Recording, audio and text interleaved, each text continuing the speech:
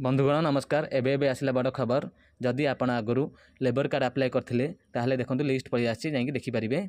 आ जो मैंने अप्लाई करना लेबर कार्ड आपड़ जा यथाशीघ्र अप्लाई कर दिंतु जनसेवा केन्द्र में। यही लेबर कार्ड टी निर्माण श्रमिक मैंने अप्लाई करेंगे।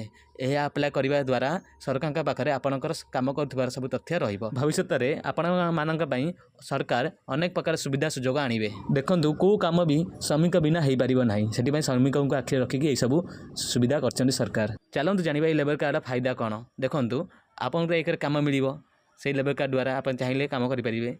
तापर आपंकर अनेक प्रकार सुविधा अच्छे। आप घर तोड़ापी देवे सरकार टंका, आपको साइकिल किनापी देवे सरकार टंका एवं लेबर कार्ड मध्यम आपको 1000 ରୁ 3500 टंका भितर मिल अनेक सुविधा आप पाइपर आपड़ी लेबर कार्ड करेंगे। बंधुगण आपन जदि लेबर कार्ड अप्लाई कर आपको यदि रजिस्ट्रेशन नंबरटा मिल जाए आप से लेबर कार्ड वर्षे पूरा पर आपन को 3500 टंका साइकिल किनापी दिज्व। से श्रमिकर उपकरण किनापी 15000 टंका आपको दिज्व। ता सहित घर तैयार करने आपन को 20000 टंका देवे सरकार। तेबे एथि आपण कार्ड 3 वर्ष होता दरकार। आपण चिकित्सा वर्ष को 3000 टंका देवे सरकार। बंधुगण एपर्यंत यदि आम चैनल को सब्सक्राइब करना सब्सक्राइब कर दिंतु। पाख थिबा घंटी चित्र पर क्लिक करके आल नोटिफिकेशन को ऑन कर दिंतु जहाँद्वारा मुझे जो वीडियो अपलोड करी आपन कति नोटिफिकेशन पड़ेगा। चलतु जानिबा एही कार्ड रे आउ को सुविधा अछि। एभली 60 वर्ष पर एही योजना रे श्रमिक पेंशन दिया जिवो। एभली अनेक प्रकार सुविधा आगु को पाई परिबे यदि आपन पाखे लेबर कार्ड थाए। कबाइना आपन जण हो श्रमिक सेति सरकार आपन को आगे आखिर रखिछन। बंधुगण ए वीडियो भल लागितले आपन ए वीडियो को लाइक करिया शेयर करंतु। ए चैनल प्रथम थर आस्तिले